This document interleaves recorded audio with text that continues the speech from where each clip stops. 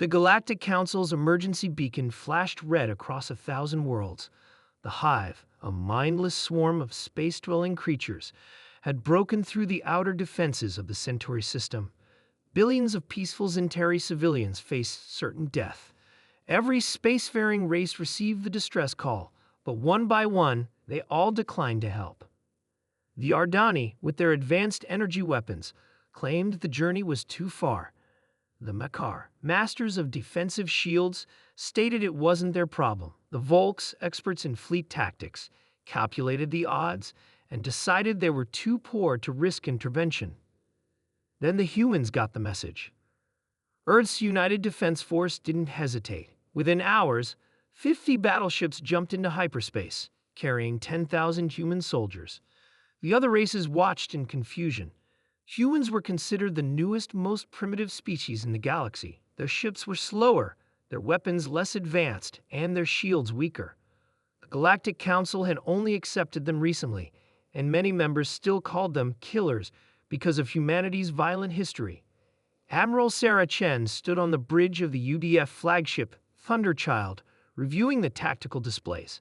The Hive swarm filled the screens, millions of crystalline creatures, each the size of a small ship, their sharp edges glinting in the starlight. What do those fancy races think we're going to do against that? Lieutenant Rodriguez asked, pointing at the swarm. The Admiral smiled. What humans do best, Lieutenant, improvise.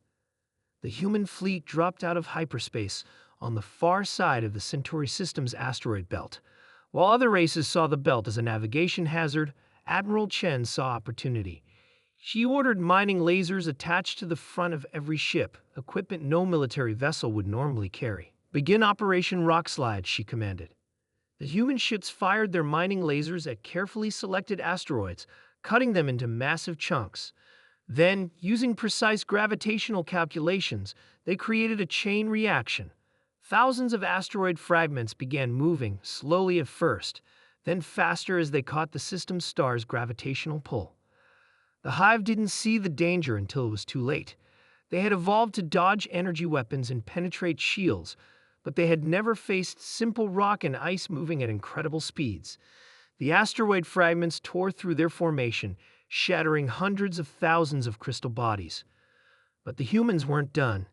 As the Hive scattered in confusion, Admiral Chen ordered Phase 2. Every human ship launched their complement of space fighters.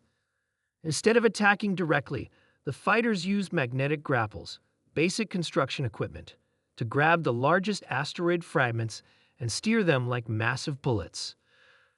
Primitive problems require primitive solutions, Shen remarked as another wave of asteroids smashed through the Hive's ranks. The Centauri watched in amazement from their cities. The other races observed through long-range sensors, shocked by the unconventional tactics.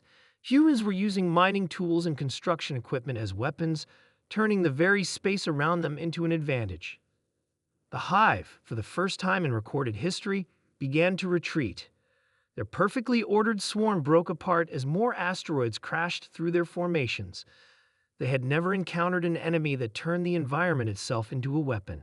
But some of the Hive made it through, heading straight for the largest Centauri city. Admiral Chen ordered her fleet to pursue, even though they were now too close to the planet to use their asteroid strategy. All ships deploy the nets, she commanded. The human vessels released huge nets made of carbon fiber, originally designed for orbital garbage collection around Earth.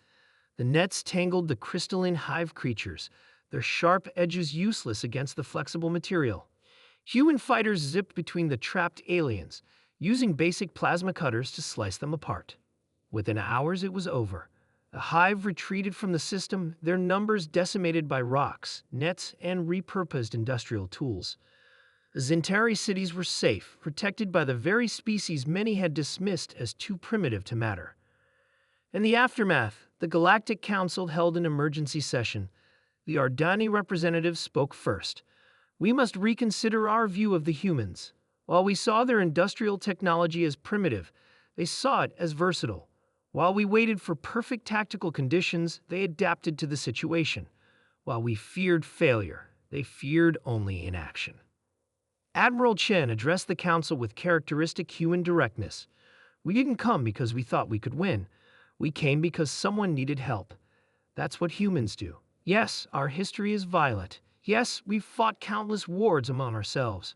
But that's exactly why we understand that sometimes you have to fight to protect others. She paused, looking at each council member. You call us killers? Fine. But today, the killers were the only ones who came to help. Remember that the next time you look down on Earth's primitive technology or question humanity's place in the galaxy. The council chambers fell silent.